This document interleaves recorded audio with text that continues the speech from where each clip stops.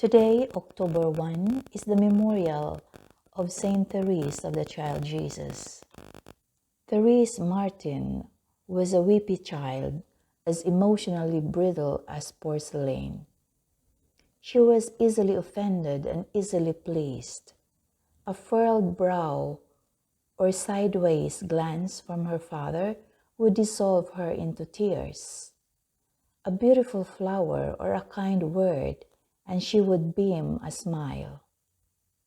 She grew up in a brotherless home. Her father, an uncle, and priests were the men in her life. Her parents were canonized in 2015, the only married couple ever raised to the altars. Therese and her 4 sisters all became nuns, with a cause for beatification and canonization of her sister Leonie being opened in 2015. The Martin home was totally absorbed by the mysteries of God, prayer, saints, the sacraments, and the church. Therese grew up in Normandy, a region of northern France. She left only once to go on a month-long pilgrimage to Italy, where she met Pope Leo XIII at a public audience and begged his special permission to enter the Carmelites before the required age. On his trip, she was also the object of some tender male glances. Conscious of her delicate emotions and eager to flee the world's poisonous breath, upon returning from Italy, Therese pulled every lever to enter the local Carmel. She finally entered at the age of 15 in 1888. She was given the religious name of the Child Jesus and received a permission to adopt the second name too, of the Holy Face. Once the door of the convent shut behind her, it never reopened. Her short life ended there just 9 years later. Therese was a dedicated nun who strictly followed the demanding Carmelite rule. She kept silence when required, avoided seeking out her blood sisters, fasted, ingratiated herself with nuns she did not naturally find sympathetic, and spent long hours in prayer and work. In the convent, Therese's childish sweetness matured into a more durable spirituality. Her sensitivity mellowed. She was able to accept criticism.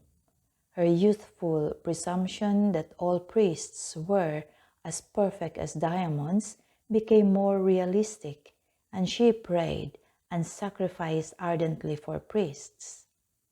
The hard realities of convent life narrowed Therese's spiritual goals. She no longer desired to be a great soul like Saint John of Arc. But with this narrowing came a deepening, a concentrated focus. She decided she would be God's heart, not his hands or feet or mind. She decided that the only way she could fly close to the blazing sun of the Holy Trinity would be to become small.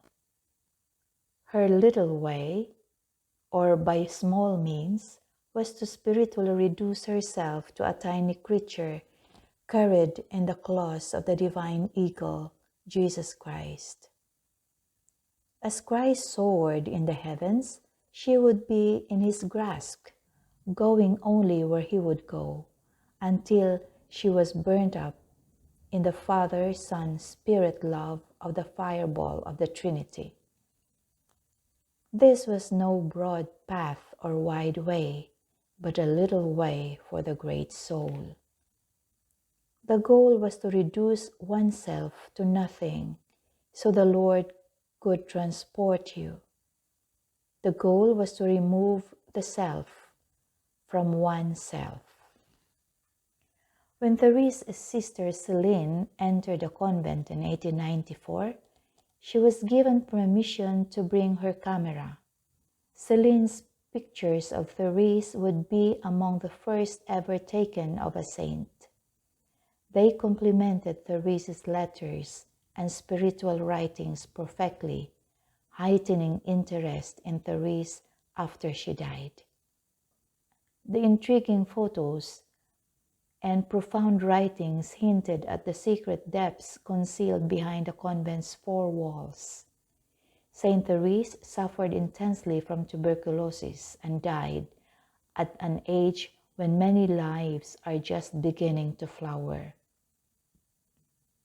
She was canonized in 1925, declared co-patron of France in 1944, and named the 33rd Doctor of the Church by Pope Saint John Paul II in 1997, the youngest doctor to date and probably the youngest the Church will ever recognize.